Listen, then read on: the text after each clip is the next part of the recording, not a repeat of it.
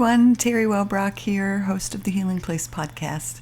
So I have a big favor to ask before we dive into today's inspirational, very enlightening conversation.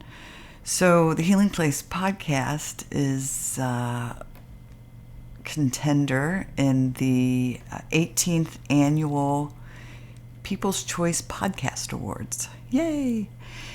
And if you go to podcastawards.com, so podcastawards.com, you can find the Healing Place podcast under the health category. That was the best choice for mental health. And the People's Choice category. So those are the two areas where you can nominate. If you love this show, please take just a few minutes to go vote for the Healing Place podcast in the 18th annual People's Choice Podcast Awards. All right, now for today's beautiful, wonderful episode. Thank you. Welcome, everybody, to the Healing Place podcast. I'm your host, Teri Wellbrock. And I'm very happy to have with me today Heather Ivany, and she is spiritual mentor, which I love. I love the sound of that. Holistic practitioner teaching yoga, meditation, and Akashic reading. And I looked up how to say Akashic because I read it in my head a certain way, and then I was like, oh, wait, I'm going to say this out loud. So I don't know if that's the right way to say it. And it was. So there you go. So welcome, Heather. Thanks so much for having me, Teri. I'm excited to be here with you today. Oh, me too. I told you before we hit record, I'm excited to learn about the beautiful work that you're doing. I know I stalked all the information I got on you, and talk to us about what is a spiritual mentor? Because again, when you said that to me just a few minutes ago, I thought I need that in my life. Great question. So I'll just be transparent. I think that if anyone's doing their vocation in its light and its sunshine, counselor, coach, mentor, psychologist, all of these in their strength they're all interdependent and intertwined. So I like the form of mentorship. To me, it's a soft terminology. It's inviting, and it's not so much that we're going into training together, but we're more looking how to unearth the parts of you that want to be brought to the surface more fully. So when I work with someone in this capacity, most people come in because they are either aware of what their purpose is, but they're wanting some support with aligning it and helping it expand, or they're not sure at all what their purpose is and they're wanting some support with identifying it and bringing it into a part of their everyday in a sense. So that's primarily how I work with people. And then when we're in a one-on-one container, the program becomes very personalized. So I might be suggesting meditation or yoga or teaching people how to read the Akashic records. When we're in a group container, then I have different programs. One's specifically designed to get you from the periphery to the midline, so that this is a place that's not just where you're resonating, but also that feels comfortable and home-like. And then the other training that I have is called Sovereign Leadership, and that one's more designed for light workers and energy healers and people that are in their vocation, but they can't figure out how to make the financial income that they need to so that they cannot be living month to month. So that's more of like taking your mastery of energetic connection and using it to help bring in financial abundance. And then the third container is the Akashic training. So teaching people how to read the Akashic records. Well, one, I want to learn more about Akashic records because I truly, really don't know anything about it. But two, sign me up for number two, because it's so like, that's the thing with this podcast. People will say, oh, Teri, you're in the top 2% globally with your show and you're in 125 countries. Are you monetizing it? And I'm like, no, no, I don't have advertisers. I'm not monetizing it, because there's the light worker in me, that part of me, the helper in me and I also say it's Catholic guilt because I grew up in a my dad was a Jesuit brother for 8 years. So that a lot of that Catholicism, like, oh, money is greedy and those kind of messages. And so I'm like, oh, monetizing it. Oh, it just sounds oh, now I'm supposed to be doing this as like a gift to the world kind of thing. So yeah. And I'm learning, albeit very slowly. So I love it that you're guiding people along that path, because really, why shouldn't we be able to support ourselves as we help others along their healing journey? Well, and I mean, there's some great points that you're bringing up here, Teri. First of all, when we look at the work that we do as light workers, it is a service. And back in the day, you would exchange that service for other services, right? So even in present day, you'll see the monks standing outside of temples waiting for their bowls to be filled. And they are very well taken care of. Someone is putting a roof over their head. Someone is feeding them every day so that they can stay in their light of meditating and praying and offering vibrational frequency out to support the world, which is beautiful. And take that experience and bring it into North America. Someone's got to pay for the heating bill. Someone's got to pay for the groceries. Someone's got to figure out how you're going to eat. And so asking for the finances to be able to support you is not only necessary, it's almost non-negotiable. And what I've noticed in cleaning up my own personal money story is how much real estate I used to have in the scarcity of my day, of trying to figure out how to pay for things and make things happen. And when I cleaned up this conversation within myself, I'm enjoying how much real estate I get to spend in, I wonder who's coming in next. I wonder how I can support the person that I'm going to be hanging out with today. I wonder if there's something that I need to do personally so that when I meet that person, I'm in a vibration that's inspiring and attractive and makes them want to magnetize and be a part of it, rather than, mulling over my coffee on how I'm going to buy groceries later on that day. And do I buy the expensive yogurt or the cheap yogurt? Yeah, powerful. And what a great way to look at it. You saw my face like beaming and smiling and resonating with everything that you were saying. Yes. I had something pop in and then it popped back out. So on that note, we'll go to Akashic records. What is that? What is it? Yeah. So Akasha is a Sanskrit word. So Sanskrit is like an ancient language or dialect that's used in yoga, but it's no longer used. Like, it's so old that nobody speaks it anymore, right? Sanskrit. So Akasha means spirit or space. And if you want to transfer this into the listeners that are more science-based, then Akasha would be equivalent to the quantum field. Quantum physics is the study of everything. Space is essentially the study of everything. So those two words can kind of go hand in hand. And then for someone who just is familiar with spirituality, but not necessarily the word Akasha, think of it like consciousness.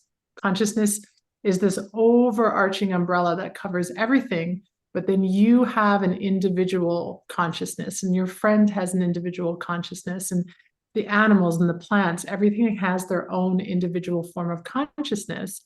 And in the Akasha, this is called your Akashic record. And so your Akashic record, think of it like an etheric book. So Akasha would be the library, and then your Akashic record would be an etheric book inside of that library. And when you open this book up, it contains the whole timeline of your soul. So if you're open to being exposed to past lives, all the information on past lives is in there, everything in this present life, and then even future possibilities that are available to you moving forward. So this is essentially what the Akashic records are. So if I'm reading someone's Akashic records, I tap into, everyone has clair abilities, whether we're aware of them or not, we all have them. We assume that clairvoyant is the one and only clair ability. And if you aren't clairvoyant, then you weren't given that beautiful gift in life and you're going to go on and become an accountant or something like that, right? So clair abilities are the whole spectrum of your senses. So if someone is clairsentient, that means they feel things. They're empathetic. They walk into a room and they feel good vibes or bad vibes. They take on other people's emotions when they're hanging out with them. This is someone who's clairsentient. Clairvoyant is obviously someone who can see things, whether it's auric colors. They might have really strong dream space. They might see glimpses of things that haven't happened yet, but also on a physical level, when they walk into a room, someone who's clairvoyant takes in a lot of detail, a lot of detail, and they're making their intuitive choices based on what they're seeing. And the person next to them might not see half the stuff of what they're seeing because they're not clairvoyant. And then we have clairaudio, which is hearing, there's smell, there's taste. And there's claircognizance, which we call intuitive hits or downloads when you're doing the dishes and all of a sudden you get this wonderful, amazing idea, or you need to reach out to so-and-so. That's claircognizance. So the Akashic records, when I'm reading someone's records, I'm using my clair abilities, which are strongest. So for me, it's clairsentience and claircognizance. And when I'm posing questions into their records, the answers come to me through those ways. I'll either get an instant knowing or I'll get a felt sensation that I can interpret for the answer that is coming through. Wow. I'm always just so fascinated. I'm growing in my connection to all of it, and my the gifts that I know have been stifled and I'm allowing to blossom in connecting with, like, one of the things that happened recently was I'm very in tune with nature suddenly, and I had stepped onto my front porch and said, I have not seen any hummingbirds yet this year, and two went right in front of my face and just hovered there. And I was like, well, hi guys, how are you?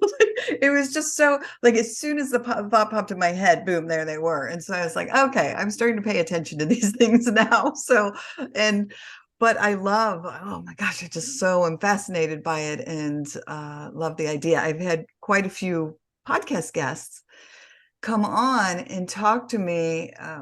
Obviously, being raised Catholic, I was never exposed to the idea of past lives.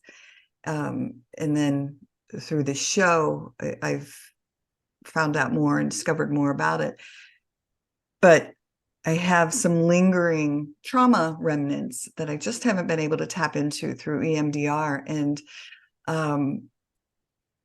more than one guest that's come on the show has said, Teri, those particular issues, like fear of bridges, fear of driving on highways, fear of open spaces, aren't related to this life. You've done all the processing for the traumas in this life. That's past life related. And so being willing, I haven't quite taken that step of being willing to go back into that. Do you find that sometimes people are a little scared to go into what might be lingering in some past lives?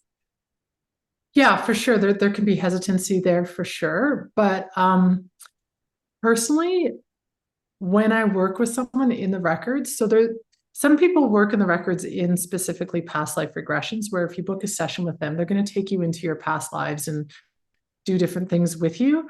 I work with the now, I work with the present moment and what people are here to do right now. So if we go into a past life, it's to either clear something that is inhibiting them from the present moment, or to get a wisdom piece to carry forward from that past life into this present moment. So for example, if we're going back to the conversation on wealth, show me a past lifetime where Teri has been wealthy, where Teri has experienced abundance and financial success. And then we go into it. And then I say, okay, what are the wisdom pieces? Because this is actually in your cellular matrix.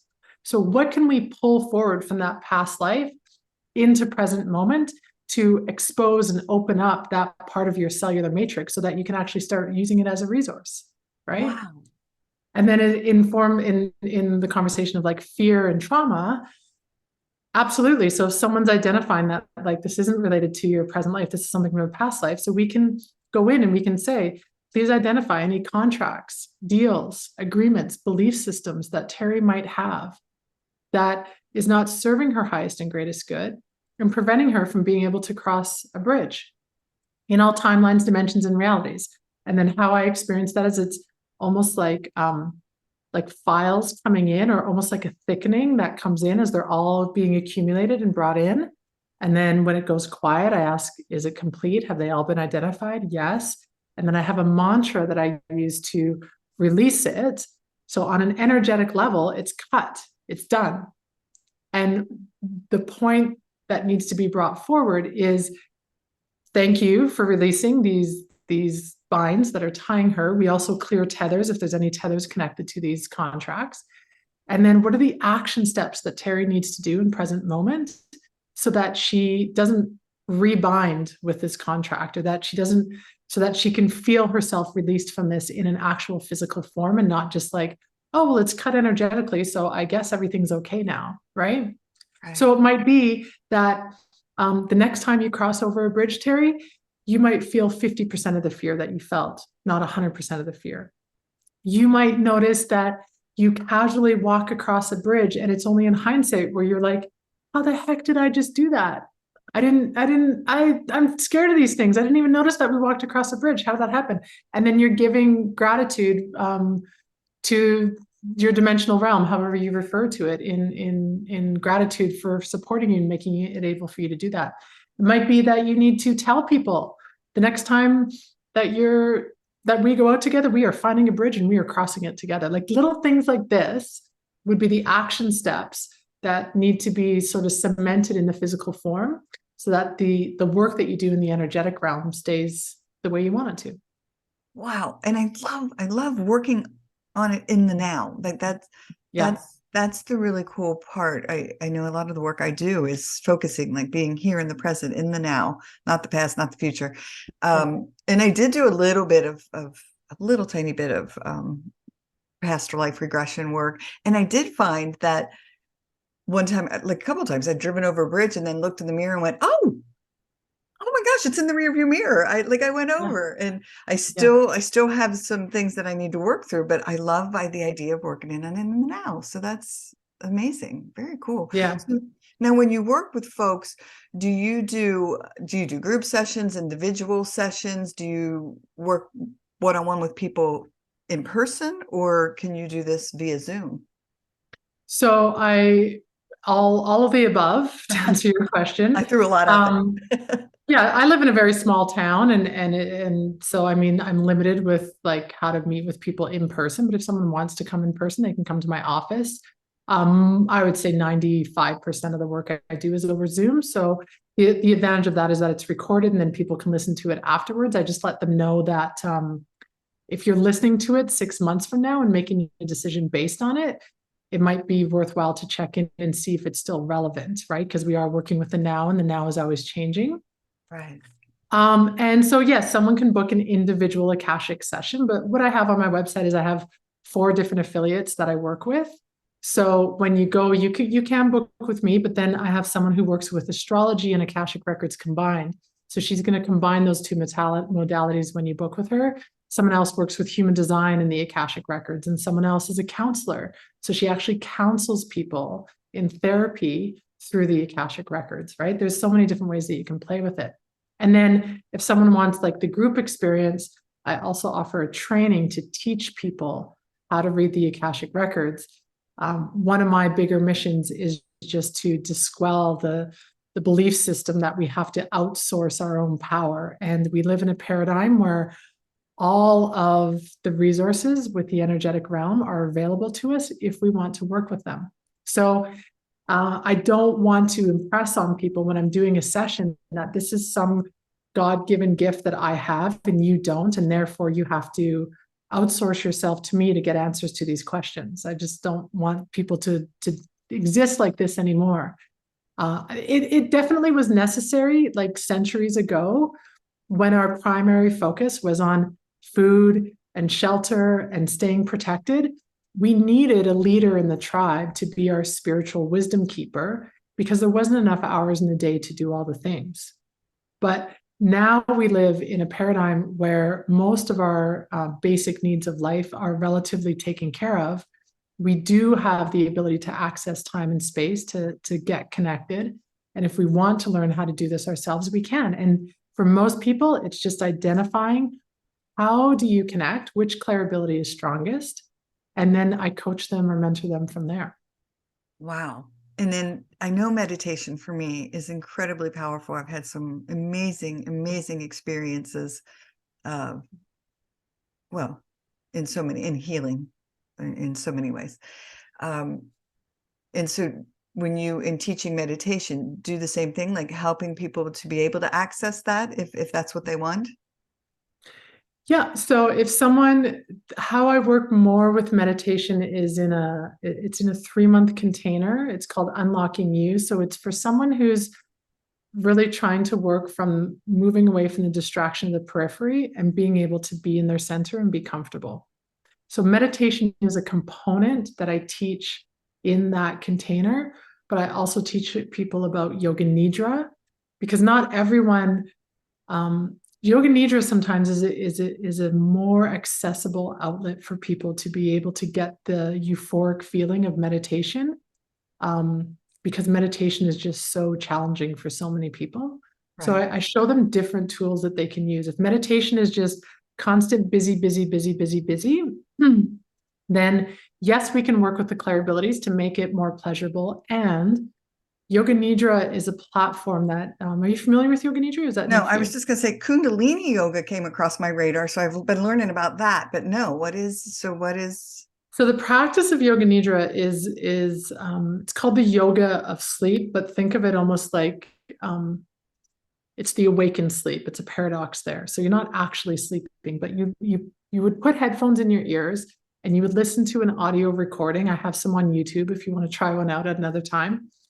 And the audio practitioner, or the guide that's taking you through, it's an art form and a science. So it takes you through a relaxation process that moves through the different layers of your body. So the outermost layer of your body is your physical layer.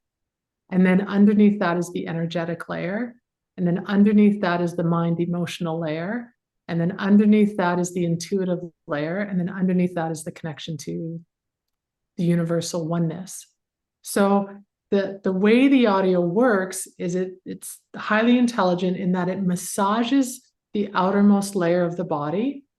So for example, the physical layer will be massaged by placing your attention in the right hand thumb, index finger, middle finger, and it goes through these points of the body that are they're very intelligently picked. It's not just randomly picking parts of the body. There's a connection to the brain that helps the brain to massage the body to help it to relax. And then when it's kind of in this gooey yum space, that layer opens and exposes itself kind of like a Russian doll. And then the next layer underneath is the energy layer. And so essentially you're going through the body layer by layer to get to the soul. And for someone who is really charged up during the day and meditation feels like they're just literally ruminating through their to-do list, this form or technique can be way more soft and beneficial for them to be able to experience the euphoric states that they've heard of, but haven't really been able to access. Wow. And again, I can't wait to do this tonight. I love experimenting. I love learning. And it's so fascinating to me. And guided meditations, I know for me personally, I find that I can go so much deeper when I do a guided meditation. If I'm trying to do it myself, I mean, I'm getting better at it, but monkey mind, I'm all of a sudden I'm off over here. So yeah, I love that idea of the just guiding you deeper and deeper and deeper into it. I do have to share, and for those who haven't listened to all 300 episodes of the show and heard me talk about this before, I had a meditation once where these blue orbs appear. For me, I took them to be angels, and they were summoning me to follow them. And so, and as we started to go through this, what seemed like this darkness, and I remember thinking to myself consciously, oh my God, am I dead? Am I going down the tunnel? Because I could see a light way far in the distance. And I was like, oh, it's the light. Like, don't go to the light. But as I moved towards it, I realized as we came upon it, and I was told, like, wait, stop here. And it was a smoky veil. Like all I can say was just made out of smoke, but I could sense what was beyond it. And then I was given a glimpse for a millisecond that lasted an eternity, best way I can describe it, of what was beyond the veil. And I still don't have words for it. It was just in a love and a peace that there is no word for. And it was such a gift. And then I was told, okay, that's it. That's all you get. And back you go. And then I was back. But that kind of like, is that what you're talking about? Like if you could get to that soul level in connecting to just like source, like this beautiful light of love that's really you and whatever label you want to give it. Yeah, and you're co-creating with it. I mean, one of the beautiful things about a yoga nidra is once it systematically goes through the body, at the end, there's this opportunity. If you're listening to a strong practitioner, they will leave a long silence at the end because they basically led you to the door and opened it. And then exactly what you said, there's no words. You can't be guided as to how to hang out in that space. So that silence at the end of the nidra is the playground in which you get to co-create with consciousness in your own beautiful, delightful way. And how this happens for most people, because I think this isn't talked about enough, is you kind of go and you float and you're having this mystical kind of experience, however you're having it. And then all of a sudden you're like, oh, I forgot to lock the front door. And you kind of ping back into reality. And you might sort of go on did I lock the front door? Did I not lock the front door? And then you catch yourself, you're like, oh, I'm away from that mystical journey that I was just on. Oh, well, I'm going to go back. And it's like a trampoline. You rebound and you spring back into the mystical field and you go and you dance and you hang out there. And then all of a sudden you're like, oh, I kind of have to pee. Oh gosh, I wish I didn't have to pee right now. And it's just this constant ping pong. And I call it like a trampoline where you're coming down and you're coming into present moment of like the physical realm. And then you're springing back into the dimensional realm. And you're absolutely right. It's probably a nanosecond that you're there, Teri. But in that moment, it's like you're bending time and space, and it feels like a 40-minute journey. But Yes. the misconception that most of us have is like, I clearly am not getting it because I get there. And as soon as I get there, I lose it. And I'm like, that happens to everyone. But the difference between the person that experiences more and the person that experiences less is, can you catch yourself going into the story and bring yourself back to where you were and then rebound back into the playground with consciousness there? Oh, thank you for sharing that, because I would be the one that once I started to go, oh, like did I need to start thawing the chicken for dinner? Yeah. Yes, that I would then be like, okay, it's over. Open my eyes. Yeah. So And yeah. then sometimes depending on the level of chaos in your life, like there's sometimes when my chaos is high, my ability to hold that space is low. And when I'm going through phases in life where things are relatively cruisy and good, that ability to be in that space lengthens and it expands. And sometimes it's day to day, but the more you practice, the more you're creating a resonance of being worthy to be in that space, of feeling like you're capable of being in that space, so that the time will even stretch even further. But it's almost like, if you go from a hot country to a cold country, as soon as you go to, oh, it's too cold, and you jump back indoors. And then you Right. put on the coat and you go, okay, well, I can be out here for 5 minutes, but then I got to go back inside. And then once you live there long enough, you're playing outside all day long. Like, this field is one that we need to climatize with if we've been separated from it for a very long time. And that climatization happens over time. So initially, yeah, you might only be able to hold that space for a nanosecond. And then gradually it starts to increase, like anything else. You get more comfortable with it. So it's easier to hang out in that space. Oh, I love that analogy of the weather. And yes, I know. I laugh. My mom passed away last month on my birthday, and I traveled back to Ohio. Well, here we've lived down in South Carolina for a while, and well, I grew up in Ohio in crazy Ohio weather, but it was snowing when I was there. I thought I might die. I was so cold, like my whole body, because I'd gotten used to this. So I love that idea. I mean, it makes so much sense.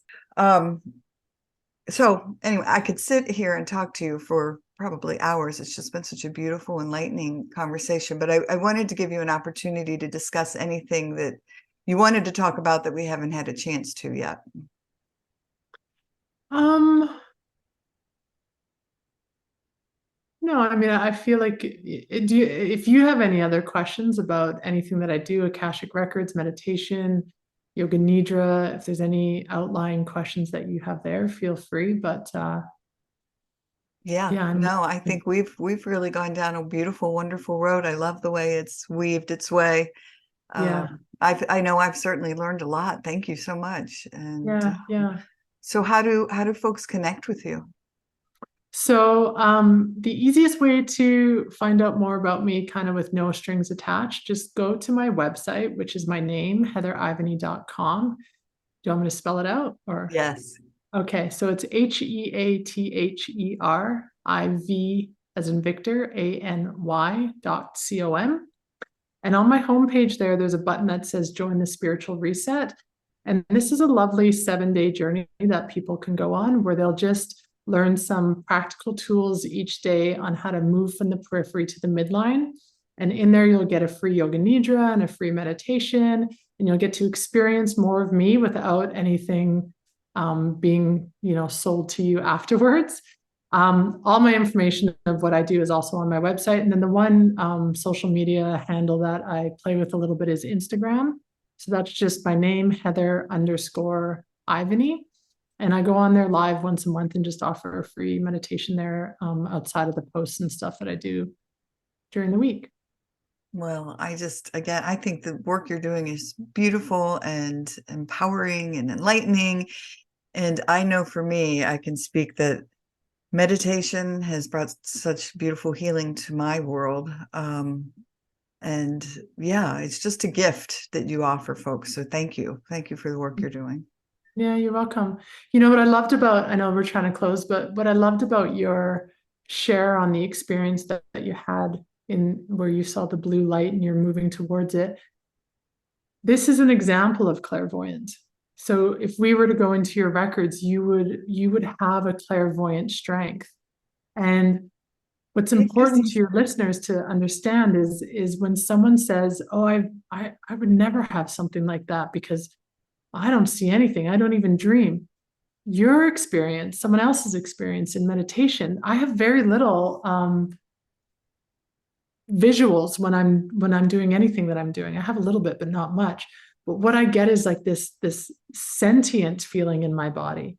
So when my meditation is amplifying, or I feel like I'm, up leveling, whatever words you want to use, my skin starts to get fuzzy. It's hard for me to tell the line where my skin ends and the air begins. I get a tingly sensation. Sometimes I'll get a rush of energy, but I'm not seeing anything, but I'm able to interpret these feelings and sensations as this is how I'm connecting to consciousness. So if someone's wanting to grow their meditation practice, if you're clairvoyant, then you want to be listening to meditations that are going to take you on a visual experience. But if you're not clairvoyant, and let's say you're more clairsentient, where you feel things, a meditation that takes you maybe into the heart and asks you to feel the presence of your heart and the sensations in your heart, that's going to be more of a gatekeeper to take you into the technique that takes you into the ability to access the conscious field. And so what oftentimes happens is practitioners get so hung up on, I can't meditate, but it's usually the technique of meditation that they're using and not meditation itself. So if you're clairvoyant, use a visual. If you're clairsentient, use heart-based. If you're claircognizant, which is the downloads, you're going to love the inner questions, the who am I? What is my purpose? These types of meditations that are self-inquiry are going to be amazing for you. But if that's not your jam, you're going to be like, oh my God, all I'm doing is I'm just in my head the whole time trying to think of my answers. I Right? have never heard this before. This is so cool. Oh my gosh. You're going, my head's like, pooh. And Yeah. as you spoke, and earlier, I think one of the things that I wanted to say was, so when I did EMDR and I would do healing work, I want to say as powerful truths came to light as I did healing, going back into traumas from my childhood. my head would start to tingle. That was one of the things that I would notice on the right side. And so as you were speaking earlier, I don't know if you noticed, like I grabbed my head a couple of times, my head was just like that same sensation, very powerful, tingly, like in my brain, but radiating out almost like there's like energy coming out of my head. And so as you're saying that, I'm just like, oh my gosh, like, is that what that is? Like, I'm so connecting with your truths and what you're speaking. And it's just like, I can feel it. So Awesome. so yes, it's the truth. Like it can be like, this is how I know that I'm totally plugged into the person that's across from me. And I invite you, Teri, to take this out of this conversation. The next time you're meditating and you feel that tingling come on, inquire about it. Spirit team, what does this mean when you tingle my head? What are you doing to me? Am I understanding correctly that this is just showing me connection, or is there something else here that you want to show me? And then just notice the way that it comes in. So start with yes or no questions. Are you wanting me to get more out of this when you tingle? And if the tingling goes and it gets, oh, that's a yes. Okay. So am I reading this 50%? No. 60%? Yes. Okay. So I'm 60% online with what the tingling means. So there's another 40% that I can still explore. Yes. Okay, great. And you just start to tunnel in with yes or no questions. And this is a big component of what I do with the Akashic trainings. I'm showing people how to not just blindly be like, oh, I got this thing. I have no idea what it means, but that's how I know I'm connected. And you can just tunnel in a little bit more and get more details on it. You don't have to be you don't have to stop with the excitement of having the connection. The connection is just the entrance point. From there, it's like, okay, well, how far do we want to dance together? Yeah. Oh my gosh, I'm giving you big giant hugs because I love all of this so much. You're Good. just so connecting with me. Yes. Well, thank you, thank you, thank you. All right. Well, again, just thanks for being here and the wonderful work you do and enlightening me and hopefully everyone who's tuning in. I love it. Thanks for having me, Teri, and I appreciate your time and energy. Awesome. All right. Well, everyone, thanks for joining us today on the Healing Place podcast. And remember, until next time, be gentle with yourself. Thanks. Bye-bye. Hey, everybody. Teri Wellbrock again. Just wanted to thank you for listening to the episode today and remind you to visit my website as well, teriwellbrock.com. You can sign up for my monthly Hope for Healing newsletter, which is also jam-packed with information and strategies and blog pieces and guest blog pieces and links to shows. Thanks for, again, being here and being a part of this healing space. I very much appreciate you. All right. Bye-bye.